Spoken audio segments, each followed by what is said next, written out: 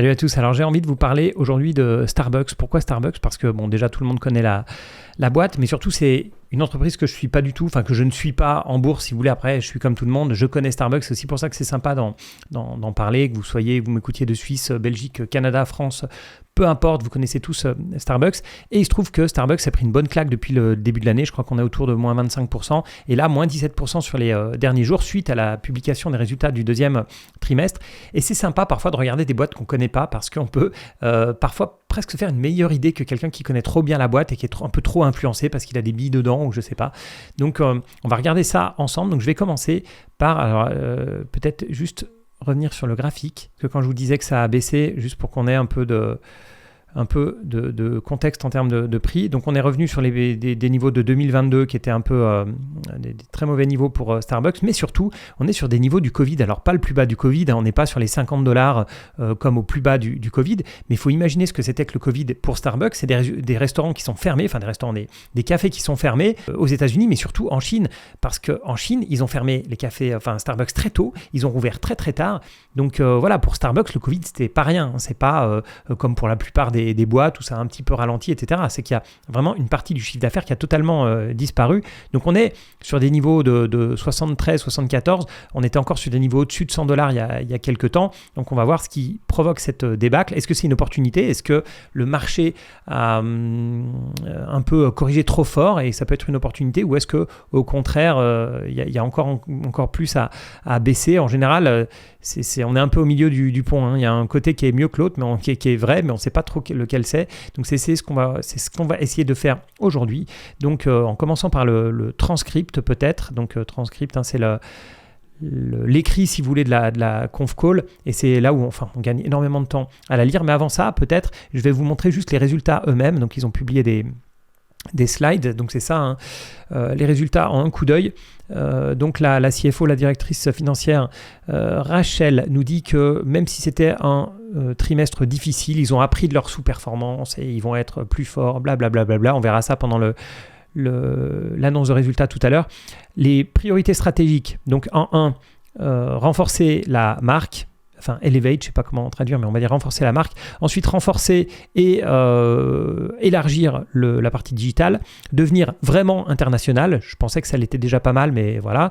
Ensuite, unlock efficiency. Alors ça, c'est assez marrant parce que unlock efficiency, ça fait un peu jeu vidéo où vous avez unlocké une nouvelle compétence, vous avez débloqué quelque chose. En langage corporate, unlock efficiency, ça veut dire on va sabrer dans les coûts. Donc on va prendre un café dans lequel il y avait 4 personnes et on va essayer de le faire tourner à 3 personnes avec, je sais pas, des nouvelles machines, avec les commandes en ligne, etc. Et puis en 5, c'est la partie plutôt people, reinvigorate partner culture. Donc les partenaires, je ne sais pas si ici ils parlent des franchisés ou bien s'ils parlent de tous ceux avec qui, c'est-à-dire les employés, un peu tout le monde. Voilà la partie culture, people, etc.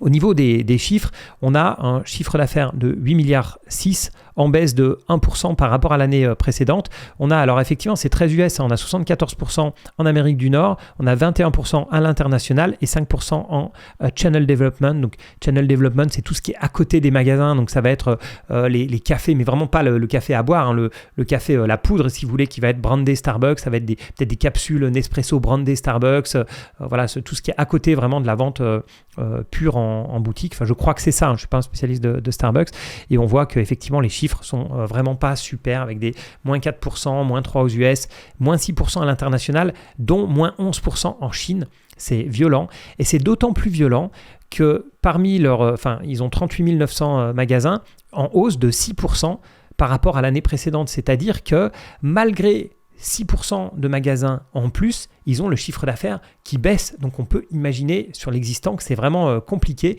En plus leur marge, ça on peut s'en douter, leur marge en prend un coup, 12,8%. Et puis voilà, le résultat net en baisse aussi de 7% par rapport à l'année dernière. Alors bon, ils nous parlent de l'innovation avec les nouveaux goûts, lavande, etc. Bon, je ne sais pas si c'est ça qui va sauver Starbucks. Ils nous parlent du digital avec 32 millions d'utilisateurs actifs. Et là j'avoue que c'est quand même pas mal.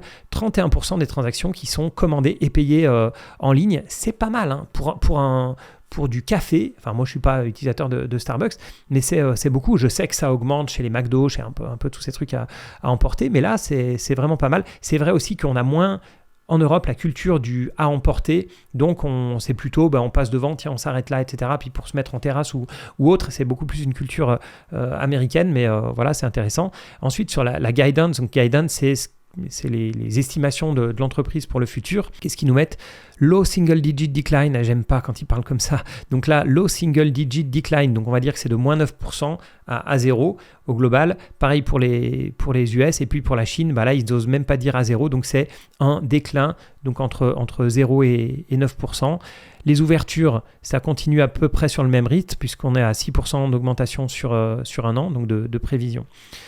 C'est quand même pas super tout ça. Donc on va regarder maintenant ce qu'ils nous disent dans le transcript. Alors je vais plutôt prendre la version PDF parce que j'avais déjà mis des choses, surligné des choses. Alors avant ça, je vais vous dire ce que j'attends. Ce que j'attends, c'est déjà, et ça c'est vrai pour toute situation comme ça, ce que j'attends, c'est que le PDG, le management, soit honnête. Et qui nous vraiment qui cherchent pas à cacher les trucs, qui nous disent voilà, c'est mauvais, on a été mauvais, le marché est mauvais, blablabla, qui cherchent pas à cacher le truc. Ensuite, évidemment, qui nous expliquent pourquoi. Et pas juste à dire oui, non mais c'est un petit problème comme ça, qui nous expliquent très clairement pourquoi, et évidemment les mesures qu'ils vont prendre pour que ça change. Donc j'attends vraiment ces 3 points. Là, les résultats sont tellement mauvais qu'effectivement, le PDG ne peut pas changer, est obligé de démarrer par ça. Il dit, voilà, soyons clairs, notre performance ce trimestre est décevante et on n'a pas atteint nos attentes, nos chiffres. Ensuite, il nous sort les chiffres. Et là, ensuite, c'est quoi? Même si les résultats ne reflètent pas nos forces, nos capacités ou les opportunités qui se présentent à nous, on va les confronter, blablabla. Et là, il y a un passage un peu lunaire. C'est que si vous regardez, donc là, il a acknowledgé, donc il a dit que c'était pas bien pendant une phrase, après il a balancé les chiffres, et là, il y a tout un pipeau, j'ai pas d'autres mots, comme quoi ce sont les leaders de l'industrie depuis 50 ans, parce qu'ils ont créé une compagnie différente, tout a l'air génial en fait, tout est super, leur marque est super, la marque elle reste résiliente et forte, leur leadership dans le café c'est incomparable, leur base de consommateurs est toujours loyale, pourquoi le chiffre d'affaires a baissé alors, vraiment les expériences sont incroyables, leurs partenaires ils sont talentueux, engagés, et c'est marrant parce qu'on a vu leur stratégie, les 5 points de la stratégie, c'est comme si on n'avait pas besoin, en fait les partenaires sont super engagés. Qu'est-ce qu'ils nous disent d'autre? Le développement des magasins c'est incredibly well, ça se passe incroyablement bien, c'est génial. Le réseau de magasins, il est sain et robuste. Les stores, les magasins exécutent mieux que jamais. Voilà. Stronger operating, donc vous allez se demander, mais pourquoi est-ce qu'on va faire ce truc sur l'efficience, etc. Vraiment, c'est incroyable. Donc là, il dit, on a eu un mauvais trimestre, ensuite il y a la partie pipeau. Là déjà, je vous le dis, moi j'aime pas du tout ce genre de CEO. Tout le monde n'est pas comme ça. Je sais pas si vous êtes habitué des résultats qui sont mauvais, mais tout le monde n'est pas comme ça. Tout le monde ne fait pas ce pipeau-là. Il y en a beaucoup, mais tout le monde ne le fait pas. Ensuite, il nous dit qu'aux États-Unis, la météo les a impactés, de 3%. Là, je veux quand même jeter un petit coup d'œil sur les chiffres, parce que je ne sais pas si c'est vraiment saisonnier, etc. Donc je regarde par trimestre. On va regarder les chiffres par trimestre. Donc là, on est bien à 8,6 milliards. 8,6 milliards, le Q2, c'est ce qu'on a vu, le chiffre d'affaires avec la marge opérationnelle de 12,8%, etc. Mais ce qui est marrant, premier truc, c'est qu'effectivement, on nous compare la baisse par rapport à l'année précédente, donc au Q2 2023. Mais on s'aperçoit qu'en fait, et si je repars un peu dans le passé là, on s'aperçoit que Starbucks, c'est pas spécialement saisonnier. Qu'est-ce qui se passe? Et là je suis en 2022, 7 milliards 6, 8 milliards 1, 8 milliards 4, 8 milliards 7, 8 milliards 7, une petite hausse, malgré tout, 9 milliards 1, 9 milliards 3, 9 milliards 4, donc c'est pas spécialement saisonnier. Sur 2 ans, le chiffre d'affaires est en croissance constante. Et là, boum, grosse claque, il manque 900 millions par rapport au trimestre précédent. C'est vraiment une grosse claque. Donc, j'ai pas l'impression de voir de la saisonnalité, j'ai pas l'impression que l'été marche mieux par exemple parce que les gens sont plus en terrasse, etc. Comme je vous le disais, c'est très américain comme boîte, c'est pas comme en France où dès qu'il y a un rayon de soleil, les Parisiens se mettent aux terrasses. Donc je vois pas spécialement de saisonnalité. Donc pourquoi la météo? Alors je suis pas un spécialiste de la météo aux US, mais si ça n'a pas eu d'impact pendant 2 ans, la météo, je vois pas pourquoi soudainement là ce serait un problème. Surtout que la météo c'est vraiment facile parce qu'on peut rien faire, c'est la météo, le temps va aller mieux. Donc je trouve ça un peu bizarre cette histoire. Bref, donc voilà pour la partie météo.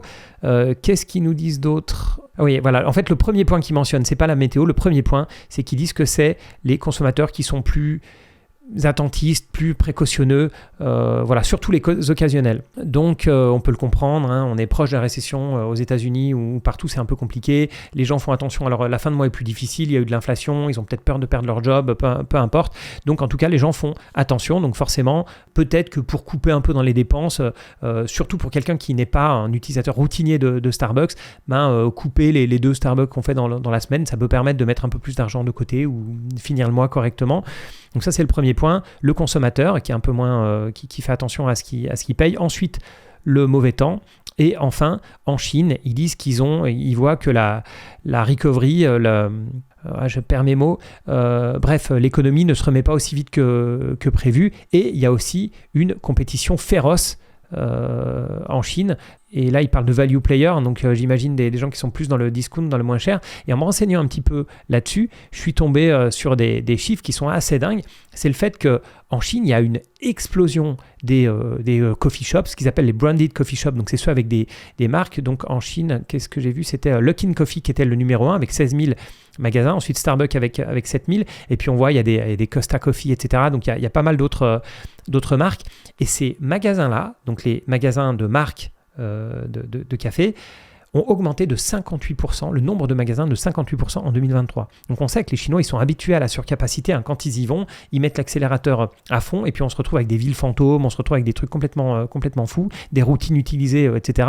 Et dans le café, 58% alors je veux bien qu'ils passent du thé au café, mais malgré tout, c'est une augmentation qui est vraiment énorme et il se trouve que les concurrents de Starbucks font une guerre des prix. Et Starbucks ne veut pas participer dans cette guerre des prix, ce que je peux comprendre et je leur conseillerais d'ailleurs de ne pas jouer là-dessus et de jouer sur d'autres choses qu'ils font. Ils essayent de jouer sur la différenciation des produits, sur un côté luxe, de faire vraiment des magasins qui claquent, etc. Mais malgré tout, on voit qu'il y a vraiment un problème de ce côté-là. Donc, ils ont à la fois un problème avec le consommateur américain, surtout l'occasionnel, et ils ont un problème avec les Chinois qui vont de plus en plus, qui a une compétition énorme et qui vont boire des cafés pas chers. Alors, je continue un petit peu. Il nous dit « Aucune de ces réalités ne sont des excuses ». Ben non. Certaines, comme le temps, sont transitoires. Et oui, bien sûr, tout comme l'inflation qui était transitoire, on voit que, bon, effectivement, c'est du bullshit. Là, pour moi, ils ne traitent pas du tout ça de la manière dont je l'aimerais, mais bon, on va leur laisser le bénéfice du doute pour voir comment ils vont tacler ça. Ils disent que certaines choses, comme le consommateur qui est plus attentiste, ça, c'est quelque chose qui peut durer plus longtemps, mais la plupart est sous leur contrôle. Je vois pas comment le consommateur américain qui fait attention à ses fins de mois, comment la météo et comment la concurrence en Chine, et notamment la concurrence, la guerre des prix en Chine, je vois pas ce qui est sous leur contrôle, mais bon, on va leur faire confiance à nouveau. Alors, we understand how to do this, donc ils comprennent comment tacler ça, et il faut qu'ils délivrent selon leur plan. Ensuite, il y a des petites explications, alors je trouve ça intéressant, hein, mais je ne vais pas trop vous saouler avec ça. Ils nous expliquent que le matin, c'est le pic de consommation chez Starbucks, on peut imaginer, ça représente la moitié de leur business. C'est beaucoup café, effectivement, c'est pas là où on va prendre un smoothie lavande. Et puis, c'est beaucoup basé sur la routine et sur la loyauté. Donc, les personnes qui font ça, ce sont surtout les membres de leur club, la Starbucks Reward. Donc, voilà, ça, c'est le cœur c'est leur vache à lait, normalement. On est d'accord, hein, c'est ceux qui prennent leur café avant d'aller au boulot. Vache à lait, consommateurs réguliers, etc. Et pourtant, ils ont des problèmes sur ces consommateurs-là. Donc là, ça commence un peu à m'inquiéter, on va dire. Et ils ont du mal à atteindre toute cette demande, et notamment parce que, et ça c'est un truc assez dingue, ils voient qu'ils ont mid-teens % order incompletion rate. Alors en français, c'est qu'ils ont environ une quinzaine de pourcents de commandes qui restent dans le panier. Vous savez, où vous êtes chez vous, vous allez prendre votre Starbucks dans 10 minutes, etc. Puis vous payez jamais, vous n'allez pas prendre le café, etc. Et ça, c'est un truc qui est assez fou parce qu'il nous explique pourquoi est-ce que c'est le cas. Et il cite deux raisons pour ça. Il dit qu'il y a des temps d'attente trop longs et puis des produits qui ne sont pas disponibles. Il dit c'est cool, on a une opportunité. Mais moi, quand je lis ça, ou quand j'écoute là, mais ça pour le coup, je l'ai lu, je me suis dit, mais il est fou le gars. Parce qu'en fait, si tes consommateurs ne viennent pas au magasin parce qu'il y a trop de temps d'attente ou si les produits sont non disponibles, c'est des clients que tu vas perdre. C'est pas juste une fois, c'est pas des prospects, c'est des clients qui sont partis par manque de service. Et Starbucks est considéré comme ayant globalement un bon service. C'est une marque qui a une bonne notoriété. Si ça commence à être vu comme le truc où tu attends trop longtemps ou bien les produits ne sont pas disponibles, ils vont perdre des clients. Surtout qu'ils nous expliquent bien que ce sont les clients fidèles, ils nous expliquent que ce sont les clients un peu vache à lait dans leur routine du matin, etc. Donc 15% qui finalement ne viennent pas prendre leur truc pour ces raisons-là. C'est pas j'ai décidé finalement, j'étais en retard, j'ai dû aller courir au boulot. C'est pas ça. C'est que c'est trop long et le produit n'est pas disponible. Parce que il nous parle des concurrents, des Costa Coffee, Luckin Coffee, etc. Mais le plus gros concurrent de Starbucks, surtout sur cette routine du matin, c'est de faire le café à la maison ou bien de prendre le café gratuit au bureau. Quasiment partout, vous avez un café gratuit au bureau. Sauf qu'ils préfèrent avoir leur énorme mug Starbucks là parce que je sais pas, ça fait cool, parce que le café est soi-disant meilleur. Voilà, il y a toujours un petit peu de snobisme là-dedans, pas forcément, hein, mais voilà, ça peut être une vraie préférence. Mais moi, j'ai jamais été spécialement fan. Donc, si ces gens commencent à prendre une autre routine qui en plus sera plus saine financièrement pour eux, peut-être qu'au bout d'un moment, ils vont se dire tiens, ça fait longtemps que je suis pas allé au Starbucks, finalement ça me manque pas, finalement le café du bureau il est pas si mal, ou j'ai une nouvelle routine, je prends mon café à la maison, puis c'est sympa parce que je peux passer un peu de temps avec je sais pas, ma famille, les enfants ou autre. Donc pour moi, c'est pas bon du tout. Et là, à nouveau, je pense qu'ils se voilent la face, ils voient une opportunité là où moi je vois plutôt des problèmes. Ensuite, ils essayent de trouver des relais de croissance, comme on dit. Et qu'est-ce qu'ils voient ? Et là, ça m'a un peu scotché aussi, la demande qu'ils appellent overnight. Overnight, c'est de 5h du soir à 5h du matin, là où les magasins sont traditionnellement fermés. Mais oui, mais pourquoi ils sont fermés ? Ils sont fermés parce que c'est le moment où en général tu payes un peu trop cher tes personnes à la caisse et que tes magasins sont vides. Et là, ils essayent de réinventer le truc en disant ouais, mais finalement si on n'ouvrait pas plus nos magasins, oui, mais par définition ça va être les moments les moins rentables. Donc c'est compliqué, même si on peut rendre ça plus rentable par beaucoup de digital, etc. Le digital il fait pas tout, ça reste des magasins, ce qu'on appelle brick and mortar, ça reste des vrais magasins physiques et ton téléphone il va pas te faire ton café non plus, ou ça va être dur le jour où le téléphone fait le café pour Starbucks. Mais en tout cas, voilà, je n'ai pas l'impression que c'est là où ils vont trouver des relais de croissance, même si eux le pensent. Hein. Et puis, voilà, il y a aussi le potentiel de demande les week-ends. Et ils veulent attirer les consommateurs de routine, ceux du matin, etc., le week-end. Bon. Ou plus tard le matin et l'après-midi. Mais voilà, là, pour le coup, c'est le week-end. Je sais pas, je ne suis pas hyper convaincu. Il y a un point, je pense que j'ai sauté, mais ils parlent des consommateurs de l'après-midi. Et ils disent que les consommateurs de l'après-midi, c'est plutôt les consommateurs occasionnels. Donc c'est eux aussi qui font mal à Starbucks parce que c'est ceux qui peuvent le plus facilement se passer du Starbucks, vu que c'est pas dans leur routine, c'est pas dans leur habitude. Donc là, finalement, on décide d'aller ailleurs, payer un café un peu moins cher ou de sauter cet espace-là, etc. Il y a beaucoup de jeunes aussi là-dedans, les lycéens qui sortent du truc, qui n'ont pas beaucoup d'argent. Peut-être que maintenant, ça fait mal au portefeuille vu la hausse des prix d'aller chez Starbucks.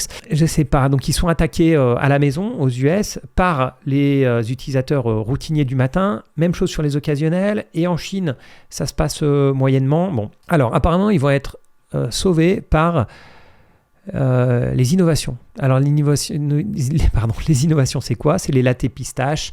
C'est ce genre de trucs. Des iced shaken espresso. Bon, voilà, ce genre de trucs.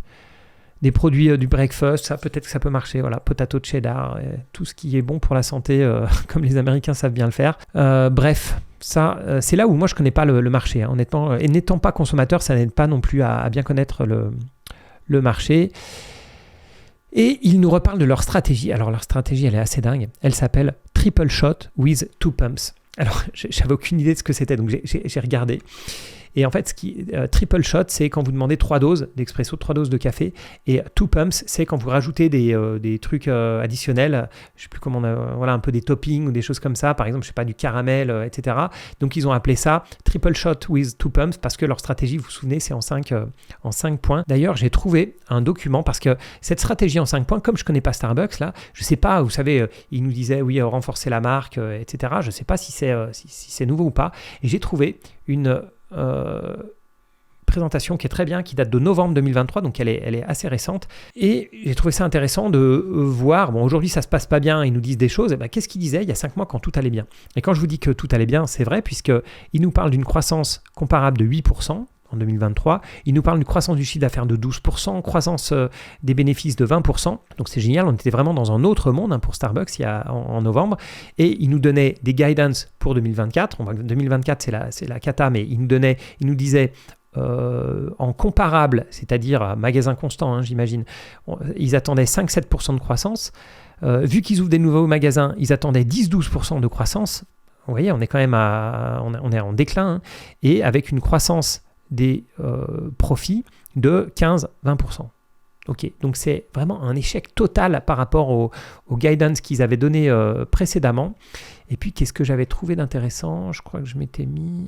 Voilà, c'est là leur fameux Triple Shot Reinvention with Two Pumps. Donc, c'était exactement la même stratégie. Donc là, ça commence un peu à me faire tiquer. Donc, en gros, ils se sont pris des claques aux US le matin, l'après-midi. Ils se sont pris des claques en Chine, etc. Plus, soi-disant, la météo. Et ils nous ressortent la même chose que quand tout allait bien. Donc, j'ai pas l'impression qu'ils aient énormément appris de leurs erreurs. Après, d'ailleurs, cette présentation, elle est vachement intéressante. Elle fait 100 slides. Donc, si vous vous intéressez à Starbucks, je vous conseille vraiment de la partager. Ils nous expliquent ce qu'ils vont faire dans le digital un petit peu partout. Honnêtement, le digital, je veux bien y croire qu'il y a un truc à faire là-dedans, mais bon, ça reste quand même des magasins physiques. Ça va pas aller non plus au maximum, mais on voit où ils veulent aller dans les boutiques. On voit les nouvelles boutiques qui sont ouvertes. On voit, voilà, c'est quand même assez intéressant. On voit donc la partie coopération avec Nestlé, avec Nespresso, donc ça reste intéressant.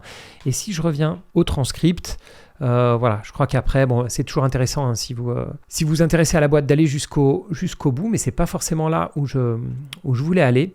Mon point, en fait, c'est quand il y a une boîte comme ça qui a des mauvais résultats. Donc là, je vous ai dit, mon truc, c'était de dire, il faut qu'ils disent, oh là là, ça va très mal, voilà ce qui va mal, et voilà ce qu'on va faire.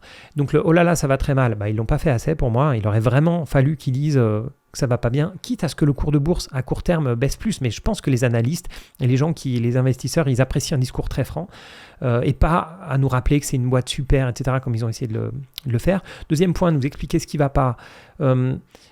C'est pas mal, mais au final, en lisant, c'est pas mal quand on arrive à lire entre les lignes. Mais à nouveau, ils nous trafiquent le truc en disant ça c'est une opportunité, les gens abandonnent leur panier parce qu'on a des temps d'attente trop longs, c'est une opportunité, non, c'est que vous avez un mauvais service.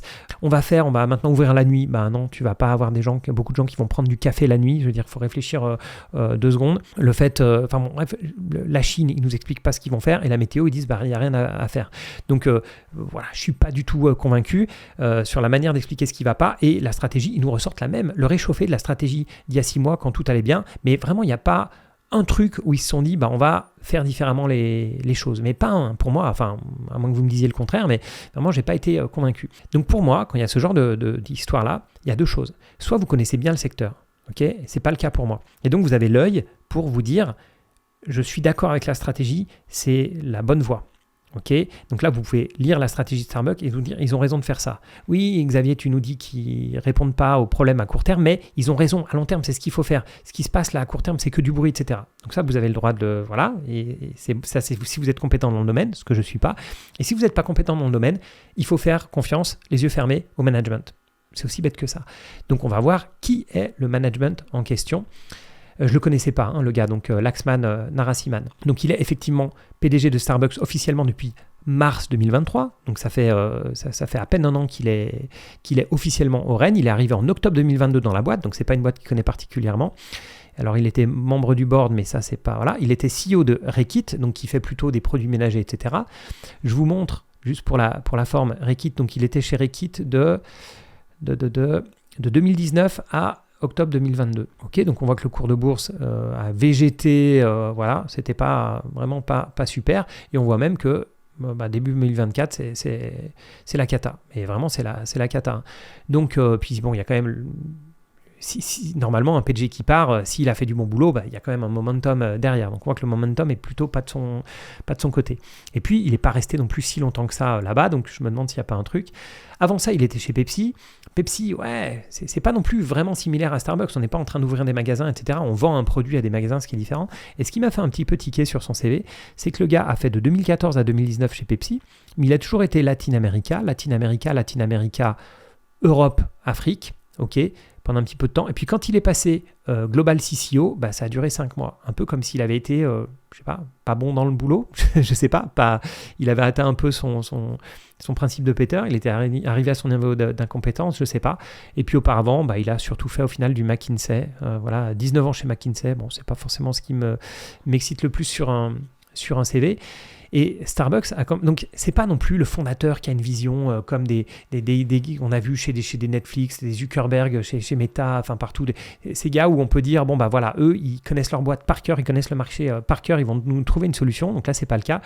D'autant plus que Starbucks a une histoire quand même assez spéciale. Alors c'est pas celui-là, c'est que le presque fondateur, on va dire, de Starbucks, c'est Howard Schultz. Alors pourquoi c'est pas le fondateur? Parce qu'il est arrivé chez Starbucks quand il y avait déjà 4 cafés. Donc c'est pas le fondateur officiel, mais c'est lui qui a fait exploser un truc vraiment local, 4 cafés, vous imaginez, qui est allé en Italie, qui a dit voilà, il y a un concept qu'il faut importer, etc., qui a fait exploser le truc. Il a racheté Starbucks en 87 et c'est lui après qui a qui a fait grandir le bébé. Mais le truc de fou, c'est que Starbucks a eu 2 crises et il a eu une première crise déjà en 2008 et il est revenu au Rennes, Howard Schultz, de 2008 à, je crois, vachement tard, 2016, quelque chose comme ça. Donc c'est lui qui a redressé totalement la boîte. Ensuite, il s'est éloigné un peu du poste de PDG. Et puis, quand le PDG précédent donc, est parti, donc juste avant celui-ci, il est revenu en intérim pendant quelques temps, reprendre un peu les rênes avant que donc, l'ancien PDG de Reddit, l'actuel, prenne le truc. Donc ça fait 2 fois qu'ils vont un peu à la Steve Jobs quand il est revenu chez Apple. Ça fait 2 fois que le PDG revient le PDG fondateur, on va dire, revient chez Starbucks pour redresser la barre. Et là, j'ai l'impression que le nouveau PDG, il n'est pas au niveau, en fait. Et surtout, le gros problème, c'est qu'il n'a pas une expérience du café, quoi, des boutiques. Il ne vient pas de ce monde-là. Il ne vient pas du tout de ça. Certaines fois, on trouve je sais pas, il était chez Reckitt, quoi. Il vendait des produits avant. C'est ça, le truc. Il plaçait des produits en supermarché, que ce soit chez Pepsi ou chez Reckitt. Enfin, je crois, je ne suis pas un spécialiste de Reckitt, mais je crois vraiment que c'est le principe. Donc, c'est un autre business. On a beau être un peu dans le consumer d'un certain côté, mais c'est différent de négocier avec des... voilà, c'est ça, exactement. Ils vendaient du Strepsil, ils vendent du Durex, ils vendent du Nurofen, ils vendent des trucs comme ça, ils vendent du Airwick, quoi. Rien à voir avec ouvrir des magasins en Chine pour faire des cafés un peu branchés, quoi. Rien à voir avec ça. Donc pour vous dire le fond de ma pensée chez Starbucks, c'est que vraiment je n'y toucherai pas. J'ai aucune confiance actuelle, même si on revient sur des niveaux de PER raisonnables, mais là j'ai aucune confiance dans leur stratégie et dans le management. Je ne suis pas du tout sûr qu'ils soient sur la bonne voie. Et je trouve ça sympa, parfois, d'être volontairement naïf, d'aller voir des boîtes qu'on ne connaît pas spécialement. Alors, je n'ai pas passé des heures sur le dossier, vous l'avez bien vu. J'ai passé une petite demi-heure avant de démarrer l'enregistrement de cette vidéo à regarder un peu le transcript et à chercher 2-3 documents. Donc voilà, moi je ne suis pas convaincu. Qu'est-ce que vous pensez, vous? Est-ce que vous pensez que le café à la maison va tuer Starbucks? Est-ce que vous pensez que le télétravail va tuer Starbucks? Est-ce que les compétiteurs low cost je dis low cost, c'est pas vraiment du low cost, mais en tout cas qui font une guerre des prix, vont tuer Starbucks? Dites-moi, ça m'intéresse parce que je pense qu'à la base, ils ont quand même une marque sympa, ils ont quand même un concept qui est sympa, mais quand on est mal géré et qu'on n'a pas un concept qui est blindé à toute épreuve, c'est pas le gain à long terme n'est pas forcément assuré. Donc voilà, je suis pas hyper confiant sur cette boîte. Mettez-moi ça en commentaire. Voilà, je vous rappelle que si vous êtes intéressé par les services Zone Bourse, en dessous de cette vidéo, vous avez un lien pour vous abonner avec 25% de discount, de promotion. Et voilà, bon, je vous parle que des produits que j'utilise. Donc moi, je passe tous les jours sur Zone Bourse. J'adore ce site-là et je ne trouve pas mieux de très loin. Donc voilà, n'hésitez pas si vous êtes intéressé. Moi, je vous remercie pour toute votre fidélité. Mettez-moi des commentaires, mettez-moi des likes, c'est toujours sympa. N'hésitez pas à partager si c'est intéressant, même si je comprends qu'on n'a pas toujours envie de partager une vidéo sur Starbucks. Une vidéo, sur Starbucks. Merci à tous et à bientôt pour d'autres vidéos.